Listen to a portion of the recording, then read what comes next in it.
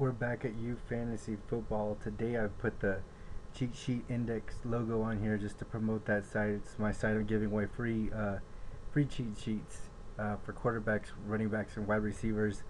Today I got a question from Derek AOW, I think it was, on YouTube, and he wants to know about Ray Rice and Chris Perry.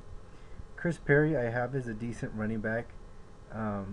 But I think the problem with Chris Perry is going to be a rush to get him because of the overexcitement of the fact that he kind of like a untapped gold, and the fact that he wasn't starting, or he wasn't considered the starter a week ago, and now he is. He's all of a sudden this starter with with Rudi Johnson as competition gone.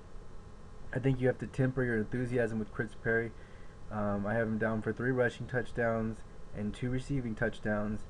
But he's not really a touchdown type of back. I think he'll get a decent amount of receiving yards and just a little bit below 1,000 rushing yards. I don't remember the exact numbers. You can see them on the cheat sheet index. I think he's like maybe a 7th round pick, a 6th round pick, some late 6th round, somewhere around there. I wouldn't get too excited about him, but he is a starter. The Bengals have a decent offensive line. They're going to run the ball a little bit more. But when you're talking about Chris Perry, what I think you want to really look at is Kenny Watson. Kenny Watson, you can get about 5 rounds later. And last year he took over, was a superb running back one when he was filling in for Rudi Johnson. And I think I would go ahead and grab him in the 11th round, as he's going to get the touchdown work. And he's also going to get some yards to go with it. When they're looking to spell Chris Perry. And what may end up even actually happening is they do a 50-50 split. But right now, all word is that the Bengals like Chris Perry, so that's how I would treat Chris Perry. But I think he'll be subject to some classic overdrafting, and seeing as how he's never handled a full NFL season, I'd go ahead and let other people take him. Now, Ray Rice is the running back out of Rutgers. And very prolific college running back. He's now the backup to Willis McGahee. There's a little bit of light cracking in on him because McGahee had arthroscopic knee surgery this offseason. He never played in a preseason game, and he's quote unquote going to be ready just exactly in time for the first game of the season. I think that's a little suspicious. I think he's going to have trouble coming along, and Ray Rice is going to play a lot more than he would have normally in the first games of the season.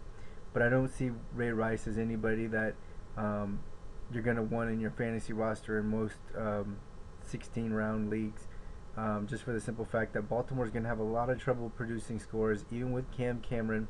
I know Cam Cameron was a really good running backs coach. He had Ronnie Brown leading the league in rushing last season before he got injured. But I would go ahead and just not draft Ray Rice. I think he's playable if McGahee goes down. If you have McGahee, you probably want to get him as a handcuff. But the thing with Ray Rice is Baltimore's going to have a lot of trouble moving the ball this season.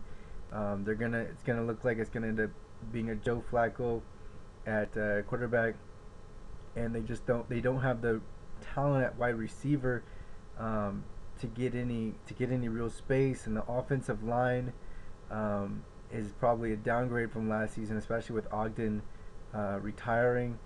So you've got all these things, and it's just going to be that's hard enough without Ray Rice coming in as a rookie. He doesn't have elite speed. He's only 200 pounds, so he might get dinged up if he tries to run too bruising of the style. So I go off, unless you have McGahee, I would hold off on using a roster spot on him. If you're in a deeper league, he's not a bad pick, but it would have to be 18 to 20 rounds is when I would start considering him. But he was great in college. I think he has a good potential future, but for this season, I'd go ahead and hold off because I just don't. Baltimore's offense is just not the type of offense that's going to generate that many scores, especially for a rookie running back, even if he was starting. If he is starting, definitely worth a pickup, of course. This is the Fantasy Blogger.